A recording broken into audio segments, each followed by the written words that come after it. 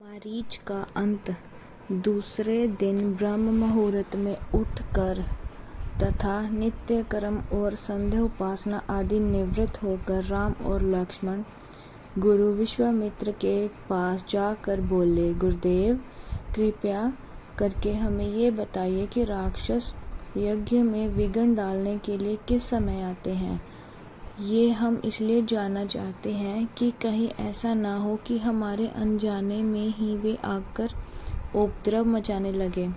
दशरथ के वीर पुत्रों ने इन उत्साह भरे इन वचनों को सुनकर वहां पर उपस्थित समस्त ऋषि मुनि अत्यंत प्रसन्न हुए और बोले, हे रघुकुल भूषण राजकुमारों, यज्ञ की रक्षा के लिए तुमको आज से 6 दिन तथा रात्रियों तक पूर्ण रूप से सावधान मुद्रा में और सजग रहना होगा।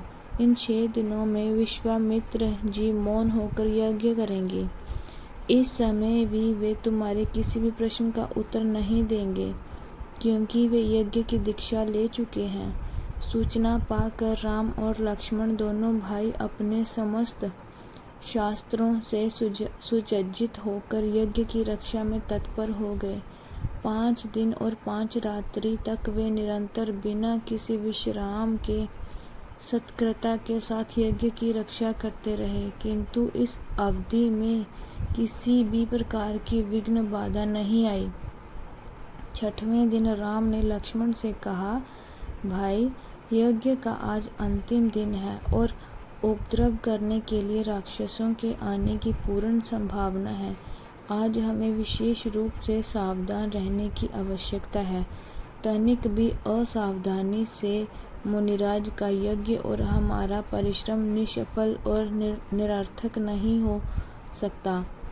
राम ने लक्ष्मण को अभी सचेष्ट किया ही था कि यज्ञ सामग्री चमस स्मिधा आदि अपने आप भभक उठे। आकाश से ऐसी ध्वनि आने लगी जैसे मेघ गरज रहे हों और सैकड़ों बिजलियां तड़क रही हों। इसके पश्चात मारीच और सुबाहु की राक्षसी सेना रक्त, मांस, मज्जा, अस्थियों आदि की वर्षा करने लगी।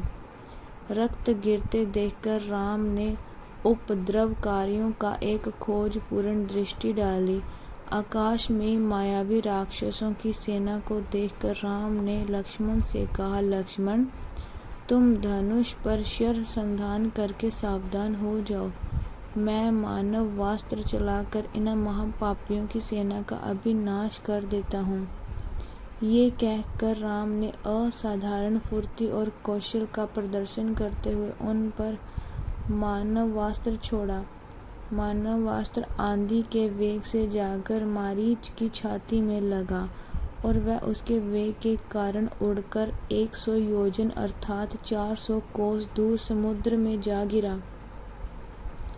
इसके पश्चात राम ने आकाश में आग्नेयास्त्र फेंका, जिसकी अग्नि की एक भयंकर ज्वाला प्रफुष्टित हुई और उसके सुबाहों के चारों ओर से आवृत कर लिया। इस अग्नि की ज्वाला ने क्षण भर में ही उस पापी को जलाकर भस्म कर दिया। जब उसका जला हुआ शरीर पृथ्वी पर गिरा तो एक बड़े जोर का धमाका हुआ। उसके आघात से अनेक वृक्ष टूटकर भूमि पर गिर पड़े। मारीच और सुबाहु पर आक्रमण समाप्त करके राम ने बचे खुचे राक्षसों का नाश करने के लिए वायव्य नामक अस्त्र छोड़ दिया। उस अस्त्र के प्रहार से राक्षसों की विशाल सेना के वीर मर कर ओलों की भांति भूमि पर गिरने लगे।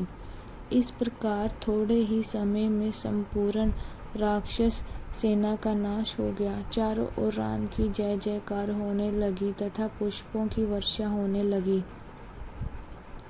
निर्विघ्न यज्ञ समाप्त करके मुनि विश्वामित्र यज्ञ वेदी से उठे और राम को हृदय से लगाकर बोले, हे रघुकुल कमल, तुम्हारे भुजबल के प्रताप और युद्ध कौशल से आज मेरा यज्ञ सफल हुआ। उपद्रवी राक्षसों का विनाश करके तुमने वास्तव में आज सिद्धाश्रम को कृतार्थ कर दिया है।